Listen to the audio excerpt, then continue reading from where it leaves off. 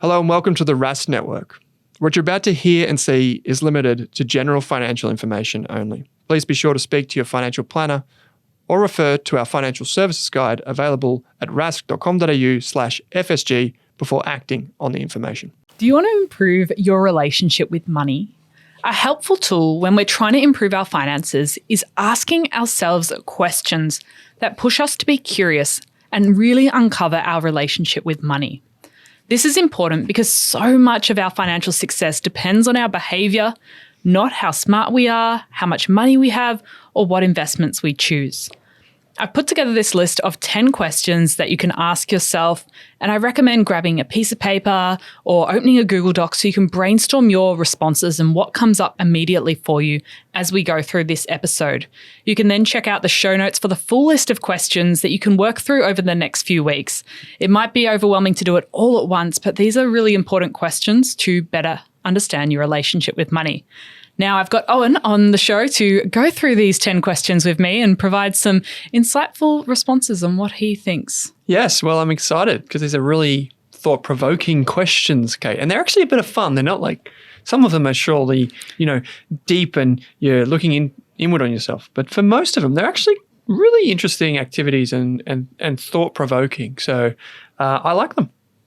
Well, that's good. Yeah. The first one is, what was your experience with money like growing up? So why would we want to know what the experience with money is? Well, some of the research has found that individuals tend to carry beliefs about money and money skills learned in childhood into their adult lives.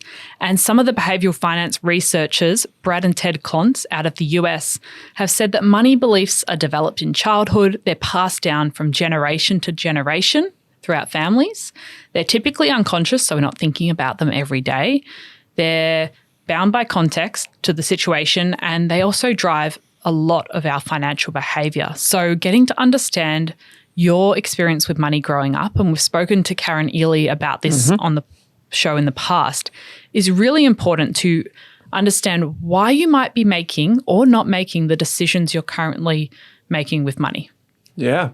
So I think a lot of people may resonate with how I think about it, which is the second activity, which is your money story and knowing that. So I'll get you to go on that one in just a second. But experience growing up with money, very stressful, very stressful. I think maybe in some instances I knew too much about our financial situation as a family, particularly through my teenage years where it was predominantly my mum taking care of us. And that caused a lot of stress. And that's pretty common for people that come from mixed families or single income parents and thinking about it that way. That's probably the reflection I have. That's my experience with money growing up, is not really having enough to ever feel stable. Whereas I probably had the opposite experience. I didn't talk about money around the dinner table, but money was never a source of stress and it was never hidden away. And I knew that if I wanted to talk to my parents about money, I probably could. It wasn't until after I finished high school and left home that I started having money conversations with my parents, because suddenly things were costing money and I was talking to them about different parts of my finances as I was starting to save and figuring out investing on my own. But it never seemed like something that I shouldn't talk about. And so that's impacted me as well. And something I spoke about before on the podcast, but also in my book, Buying Happiness, is one of the unique things I got from my parents was that incentive, I don't know, that will push me to take risks a lot. So I felt really comfortable putting my hand up for things, giving things a go, even though I wasn't very good at them. And that's really helped me invest today, because now I feel comfortable investing. I'm okay with there being risk involved. And it meant that I could start investing a lot more quickly than a lot of people, because I wasn't trying to get everything right. I just jumped in and figured it out as I went. I like that. I like that idea of the risk versus reward and feeling safe enough to do that with money, which is really, really cool. What about your money story? I know that when we've had Karen on the show, as you mentioned in the past, she talks a lot about this. So first of all, what is the money story and what are we trying to do here? Your money story is really just understanding all of the experiences you had with money, but kind of figuring it out as a narrative. And whether you spend 30 minutes and just journal and write down all of the things that come to mind when you think about money, from the youngest age you can remember to date. And what were the key experiences that stand out to you? What are some of the emotions that come up? Does money feel like a stressful thing to you? Does it feel like it's a sense of security? Does it feel like something you're always comparing to with other people? All these emotions, experiences, everything that comes to mind. And also thinking about, well, what were my part-time jobs during school? What was my pocket money? Did we go on holidays as a family? What was money like at school? Did I talk to other kids about money? Everything you can possibly think about. And that really helps you to understand what your current views are about money. Interesting. This is an interesting thing because with me and my partner, we have very different money stories, it would be fair to say.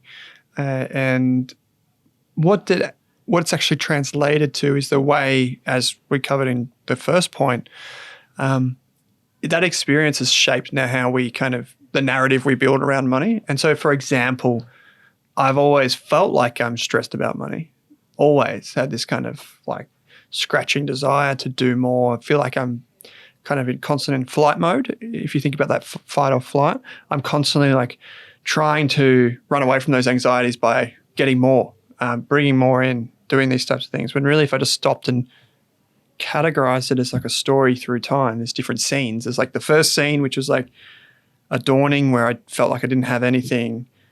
University, where I felt like maybe I was struggling, but I could earn money, which was really, really good for a change.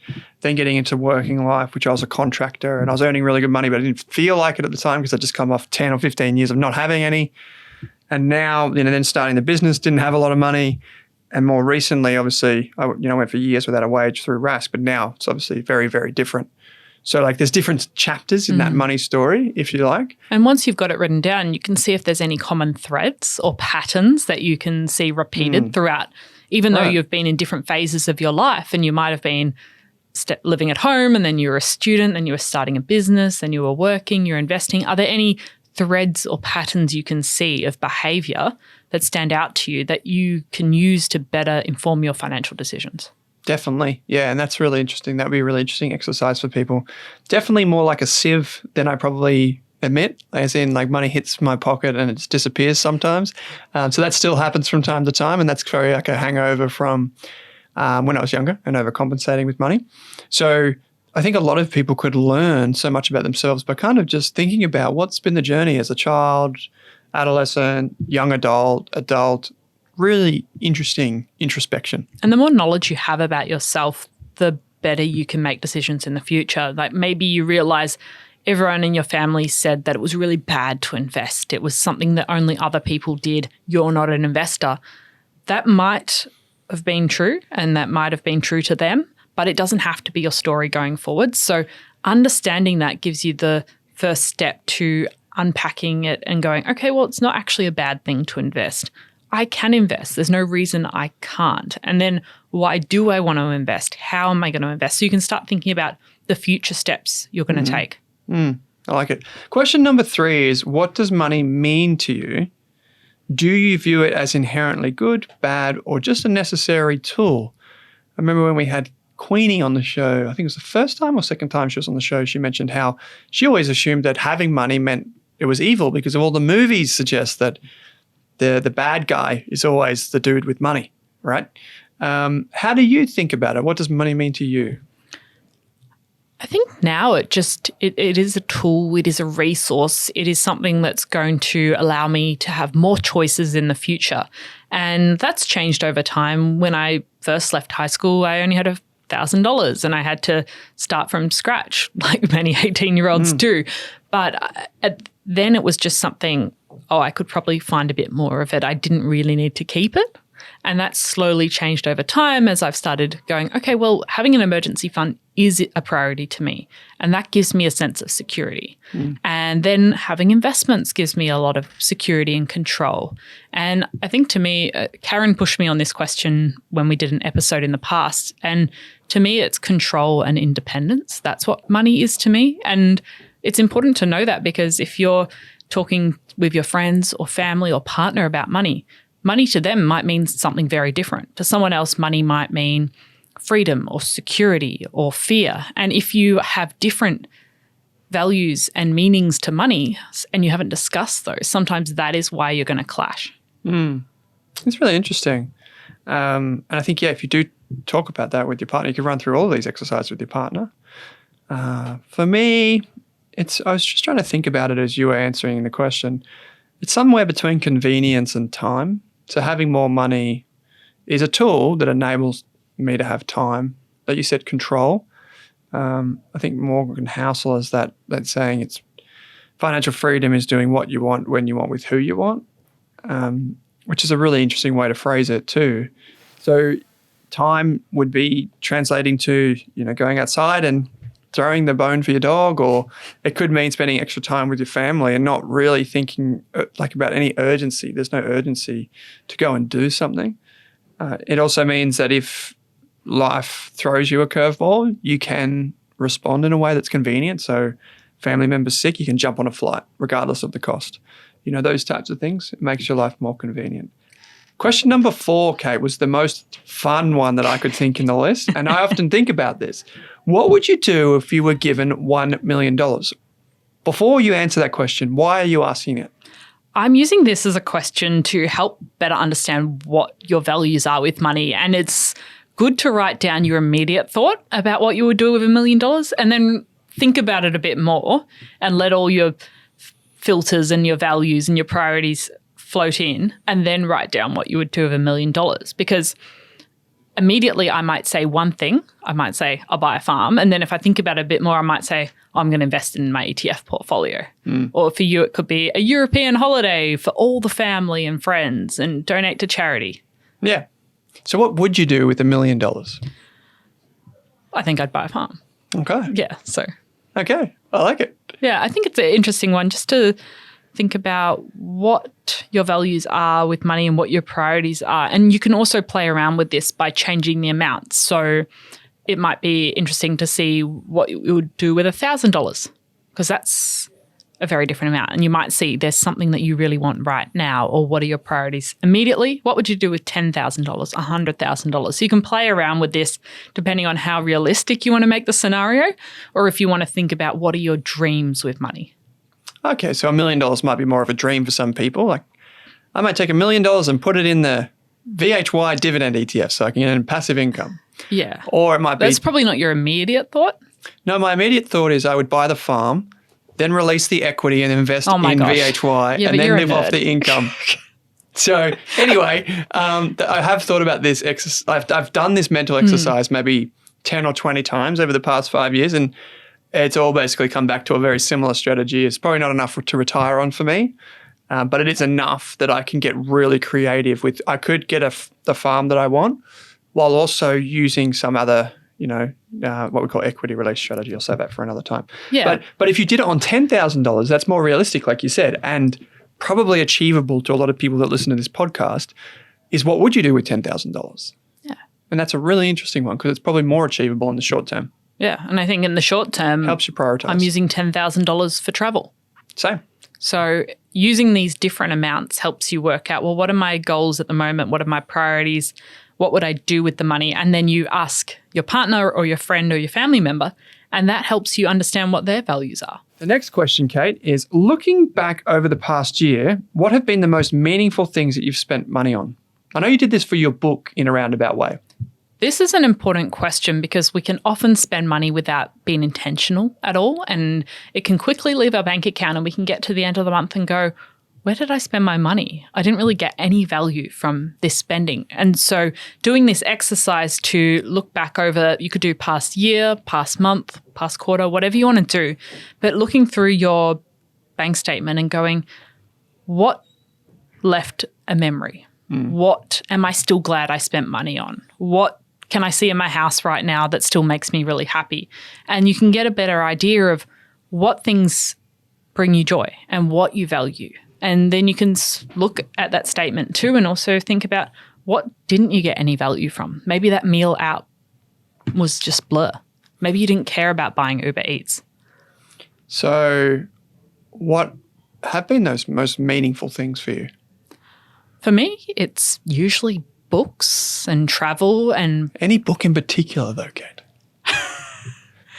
What am I reading at the moment? I'm actually reading one I didn't have to pay for because I had Spotify. I'm trying to get everyone to use the Spotify premium hack of 15 free Spotify hours a month. But I'm listening to one about ghost towns at the moment and a man that's rebuilding an old American mining town that had been abandoned.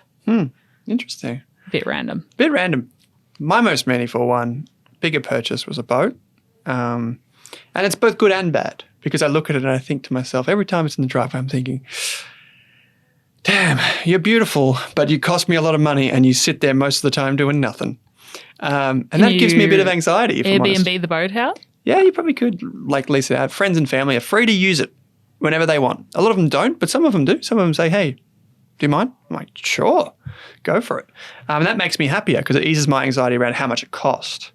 But that's one of the meaningful things. So spending money on taking other people out is very meaningful to me. So I'd much rather buy 2 tickets to a show instead of 1. It costs me more money, but I get to take someone out with me and enjoy the experience together. Love it. Number 6 on the list of questions to identify your relationship with money is what amount of money in your savings account makes you feel like you can meet any of life's costs and expenses? That's an interesting question. Yes. And I want to read a quote first from Morgan Housel, who wrote The Psychology of Money, which Owen and I very much enjoy. The concept of enough money doesn't necessarily mean you have no aspirations for more. It means you realize that if your expectations grow faster than your income, you'll always be disappointed and taking too much risk. And I think this question is an interesting one because it really helps us understand what makes us feel secure and what makes us feel in control. And if we don't think about what is enough for us, and it's not the big number, it's not like, oh, we could buy all these things. It's, well, what is enough in our savings and investments that we can meet our family's expenses? I love it. And interesting with Morgan's quote is kind of, if you constantly are on that treadmill of wanting more and more and more and more, you'll probably end up being disappointed. And yeah, there's so many wonderful quotes about this, but you know, if you don't have that plan, if you don't have that end goal in mind, you're just going to drift off into the distance. And I often see that it's really interesting when I either coach people or some of our investors or people in our community or who are not in our community. What I've really honed in on over the past few years is that it's the people who have money but think they need more are easily the most anxious and the most unhappy.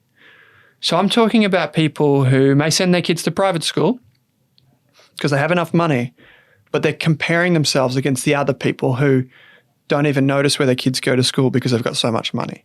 And those are the people that seem to be really unhappy because they're striving for so much and yet they don't really know why and they never really get there. I guess what's the old cliche is like, if you don't know where you're going, any road will take you there. And I think for this is what I think about a lot, is that a lot of people don't know what that endpoint looks like. So they don't ever know if they arrive. And I think once you know what that looks like, you will feel content. And contentment is such a wonderful thing. So I think it's really important to write this number down right now. You might not know how you're creating that number, and that's something you can unpack and explore over time, but write down this number. And then as you go through your personal finance and investing journey, see if that number changes. Because at the start, you might say $500,000, $10,000, $100,000, whatever that number is for you. And then as you start investing and start learning, you might start to realize that number's creeping higher. And that's a really interesting thing to explore as well. Is that benchmark changing for you? Are you starting to compare yourself to different people since you've got a pay rise, since you've started investing? Your goalposts might start shifting. And so if you can write it down, and then even if it does shift because you have more information, you might think $10,000 is more than you need to feel secure. And that might be your very first emergency fund ticked off. And then once you're there, you might realize, okay, I want a bit more money to put aside to make me feel financially secure. Just notice that and write it down and track over time. And at least then, if the benchmark does move and if you start increasing your feeling of enough, you've got something to track it with. I like it. Next question. What fears do you have about money and investing? Why? I think I know why, but what are we trying to get out of this question? What fears do you have about money and investing? Fear impacts the way we make decisions. It impacts the things we think about when we're making the decision. It impacts what options we think we have available to us. It might stop us investing because we're really scared about investing or scared of losing money. That might mean we never actually start investing. We might be scared to talk about money with our partner, so we never have that conversation until it all blows up and then we split up. Because that's what happens in a vast majority of circumstances. People in relationships don't talk about money for many different reasons, but a lot of people just have never had that conversation. So if you start thinking about what scares you about money, what scares you about investing, and then you can either get to understand that bit of you better, and maybe there's some mindset changes you can make or some behavioral changes, or you could myth bust that fear. It might be, if I invest, I will lose all that money. If that's your fear, then there's things you can do. You can educate yourself. You can talk to a financial advisor, maybe a money coach, and start to say, there's all this other evidence that shows that I'm not necessarily going to lose all my money by investing. Maybe if I do X, Y, and Z, like someone I knew did, that might mean I lose money, but that doesn't have to be my future. So you can kind of myth bust your fears in many cases. So you find out what the facts are versus what your opinion or perception is. Yeah, and try to build enough evidence to show yourself, and often you might need to talk to an expert to do this, that it's a fear, but it's not, doesn't have to keep being true. I like that. Karen Ely is a money coach who has appeared on the show before. Karen, Women Talking Finance, I believe, is her business. You can get in contact with her online. She's a money coach. She's wonderful at this type of thing. Just as a side note. Number 8, what thoughts do you have about retirement? Retirement for me, it's still a little bit of a way off, Kate, but I do think about it insofar as what would I need if I wanted to be an early retiree? You know, one of the FIRE people, financial independence, retire early. What would I need? It loops back into that $1 million question before. I would probably be able to retire with $1 million provided all my debts were paid off. But including your mortgage. Yeah. And that would be separate to the $1 million. Absolutely everything. Yeah. Would that be enough for me? It'd be enough for me to feel like I'm fully retired, even if I don't choose to be. But why do you ask this question? Like feelings about retirement? I imagine older people would feel quite fearful. Most people don't think about retirement until it's very, very close. And we struggle to connect with our future selves. I read a really interesting book called Your Future Self. There you go. Interesting. A classic name. Says it on the tin.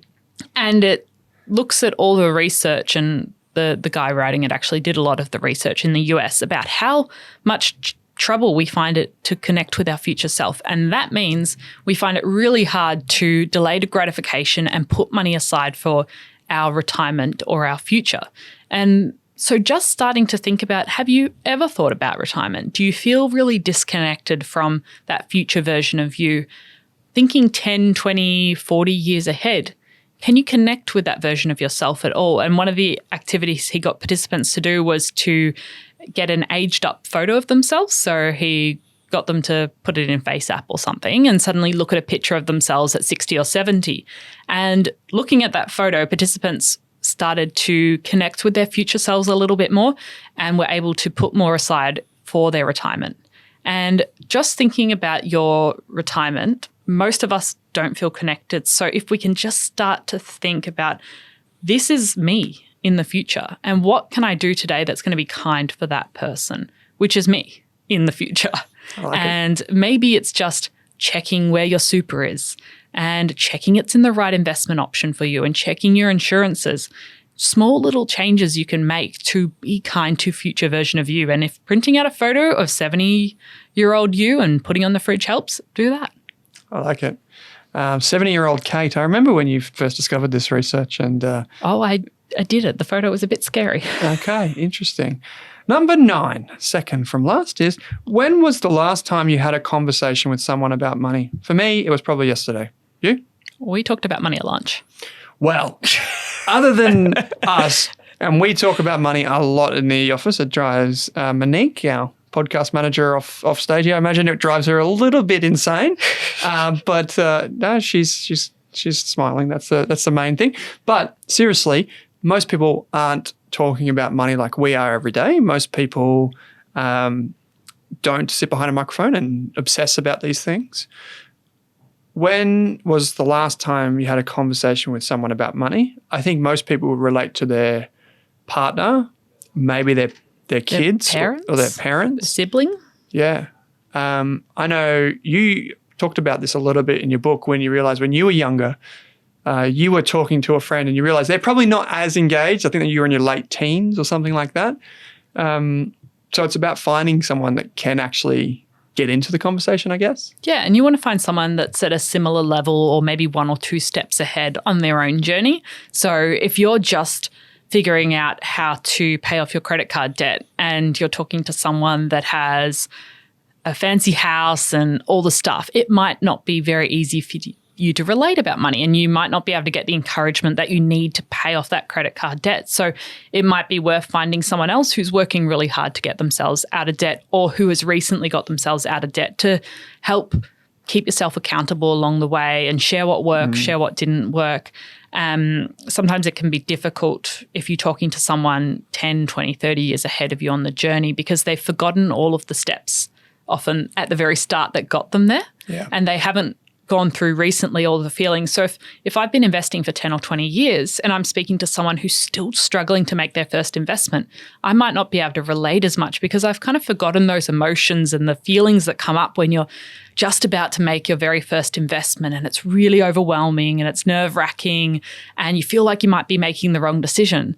I might be 20 years down the track. So finding someone similar point or a couple of steps ahead of you is a really good place to start to have those conversations. And if you can't find someone in your own life, then maybe just lurking in some online forums, keeping in mind that people are sharing lots of different things on forums and doesn't mean it's true, but it couldn't be a good place to see that other people are having conversations about money, other people are having challenges about money. Mm-hmm. I like it. Number 10 out of 10, Kate, is do you feel in control of your financial future? This is a pulse check question after all of the questions we've just gone through. And this question could bring up lots of different feelings for you. And it might make you think that there's a lot of work you need to do. Or it might make you think that I've got a plan, I've automated it, I'm fairly confident that I'm going in the right direction, I'm working on my career. Actually, I do feel in control. So this question, let it be a sort of guiding question of whether you need to do a little bit more and maybe you need to work on a few pieces of your financial plan. Maybe you need to talk to a financial advisor, or maybe you're actually doing okay and you can congratulate yourself on the progress you've made so far. Yeah, I like it. A lot of people would probably think it comes down to your job and how secure you feel in your job as well. So is there things you can do there with your getting a pay rise, taking more responsibility, getting yourself out of debt? These types of things. So let's just quickly recap these 10 questions. Number 1 was, what was your experience with money like growing up? Number 2 was, what is your money story and getting people to do that activity? Number 3, Kate? What does money mean to you? And do you view it as inherently good, bad, or do you view it as a tool? Mm-hmm. Number 4 is, what would you do if you were given $1 million or 1,000 or 10,000 or 100,000? So you go from dreams and then you bring it back until you can prioritize the short term. Number 5 was looking back over the past year, what have been the most meaningful things that you've spent money on? Number 6 is what amount of money in your savings account makes you feel like you can meet any of life's expenses and costs. Or what is enough to you? Yep. What would make you feel financially secure? So whatever variation of these questions is helpful. 7 is, what fears do you have about money and investing and getting to understand the apprehensions, the self-doubt, the fear that comes up for you when you think about these topics. And maybe you don't have any, and that's great too. But most of us feel something niggling, and that will impact our financial decisions. So understanding that is important. Mm-hmm. Number 8 is, what thoughts do you have about retirement? Do you have any thoughts about retirement? Maybe you need to check your super. Good idea. Good first step. Number 9 was, when was the last time you had a conversation with someone about money? And this is a good prompt that if you haven't had a conversation ever or for a long while with your partner or someone in your family or friend group about money, maybe you can be the one to start the conversation. And last one, do a pulse check. Yes. How do you currently feel about your finances? Do you feel financially fit? Do you feel in control of your financial future? Do you feel financially independent? How are you feeling right now about money?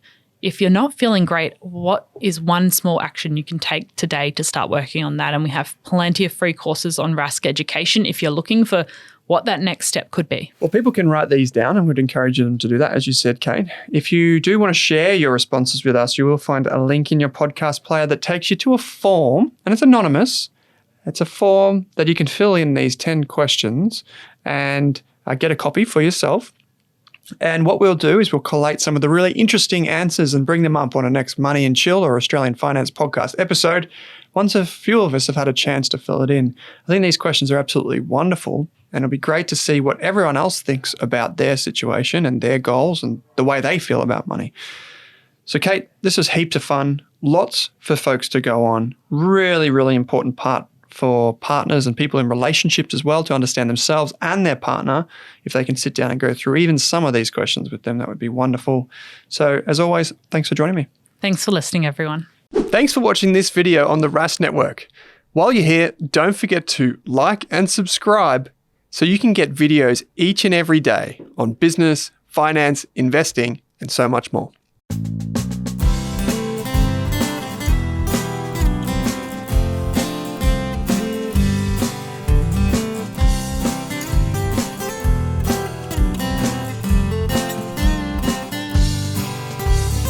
We can do our own financial confidence thing. Yeah. Did you want to do that? Sure. You reckon that'd be a good idea, yeah? I think it'll be a good idea. Thanks, Governor. British Monique. Instead of calling her pizza, we'll call her Yorkshire Pud.